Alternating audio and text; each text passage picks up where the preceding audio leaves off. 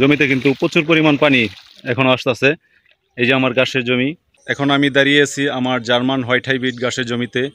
তো চলুন আজকে দেখাই আমার জার্মান হোয়াইট হাইব্রিড ঘাসের জমি। এখানে আমি জার্মান হোয়াইট হাইব্রিড ঘাস চাষ করছি।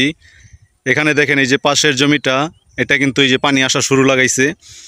এটা কিন্তু বর্ষাকাল যেহেতু শুরু হয়ে গেছে, তো এখানে 7 থেকে 8 মাস পানি থাকবে এই জমিগুলোতে।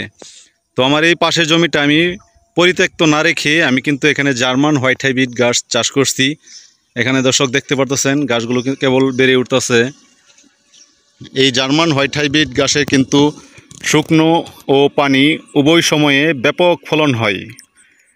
তো ইতিপূর্বে আমার এই প্রতিবেদনগুলো যারা দেখেছেন তারা হয়তো বুঝতে পারবেন যে এখানে আমি শুকনোর ভিতরেও কি পরিমাণ ফলন পাইছি। অনেকেই ভাবতে পারেন যে পানির ভিতরে কি কোনো ঘাস চাষ হয়। দর্শক এই দেখেন জমিতে কিন্তু পানি এসে গেছে, দেখতে পারতেছেন এই যে ঘাসের জমিতে পুরো পানি একাকার হয়ে যাচ্ছে। তো এটা জার্মান হোয়াইট হাইব্রিড ঘাস, এটা পানি ও শুকনো উভয় মৌসুমে সমান ফলন হয়।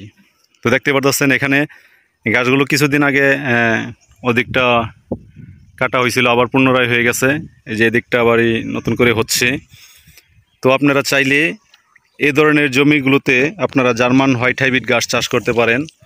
এই গাছগুলো দেখতে পারতেছেন দর্শক, এই যে এখন কেবল ছোট গাছগুলো, এগুলো ধীরে ধীরে আস্তে আস্তে বড় হয়ে যাবে। 5 ফিট 7 ফিট 10 ফিট পর্যন্ত লম্বা হয় এই গাছগুলো।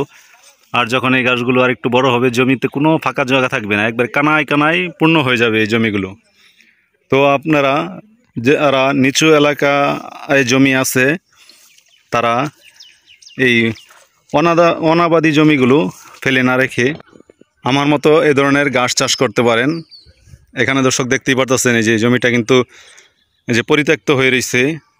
এবার এই জমিটাতে ঘাস করতে চাইছিলাম, সময়ের অপেক্ষায় এখনও ঘাসটা লাগাইতে পারি নাই সময় স্বল্পতার কারণে।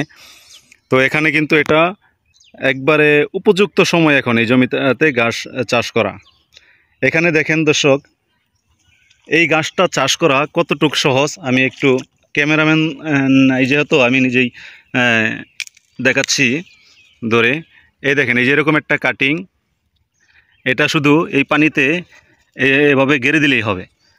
এখানে যদি একটু গেড়ে দিলাম, এই যে এই গাছটা এখান থেকেই হয়ে যাবে। তো যেসব জমিতে আপনাদের পানি এসে গেছে সেই জমিতে আপনারা এই জার্মান হোয়াইট হাইব্রিড গাছটা চাষ করতে পারেন। এটা 4 ফিট 5 ফিট পানিতেও আপনার খুব ভালো একটা ফলন হয়। দেখতেই পারতেছেন এখানে পুরোটা জায়গায় আমার এই জার্মান হোয়াইট হাইব্রিড ঘাস চাষ করা। পাশের জমিটাতে পানি আছে, আমার জমিটাতেও কিন্তু পানি, ঘাস খেতে কিন্তু পানি এসে পড়ছে। দর্শক এই দেখতে পারতেছেন এই পানির ভিতরেও মাশাল্লাহ খুব ভালো একটা ফলন হবে। গাছগুলো কিন্তু এখন কেবল একেবারে ছোট, এগুলো যখন 5 ফিট 7 ফিট লম্বা হবে তখন এই জায়গাটা আপনার পুরাটা জায়গা একবারে ভরাট হয়ে যাবে ঘাসে। ইনশাল্লাহ তখনও আপনাদেরকে প্রতিবেদন দিব, আপনারা দেখতে পারবেন। যে সমস্ত এলাকায় এই যে ধরনের নিচু জমি আছে আর এই নিচু জমিগুলো অনাবাদি হয়ে থাকে, এমনিতেই পড়ে থাকে, সেই ক্ষেত্রে আপনারা যদি এই সমস্ত জায়গায় এই ধরনের ঘাস চাষ করেন তাহলে এখান থেকে কিন্তু গরুর জন্য বিশাল একটা সাপোর্ট পাবেন খাদ্যের। আপনি যদি পর্যাপ্ত পরিমাণ গরুকে কাঁচা ঘাস দিতে পারেন তাহলে আপনার গরুর খাবার খরচ অর্থাৎ দানাদার যে খাদ্যটা আছে সেটা কম লাগবে, আপনার খাবার খরচটা অনেক সেফ হবে। তো যারা খামার করছেন তারা এ ধরনের ঘাস চাষ করুন, খামার থেকে ভালো একটা প্রফিট পাবেন ইনশাল্লাহ। তো যাদের এই ধরনের ঘাসের কাটিং লাগবে তারা আমার সাথে যোগাযোগ করবেন, আমি কুরিয়ান সার্ভিসের মাধ্যমে এই ঘাসের কাটিং সারা বাংলাদেশে পৌঁছে দিয়ে থাকি। সকলে ভালো থাকবেন, আল্লাহ হাফেজ।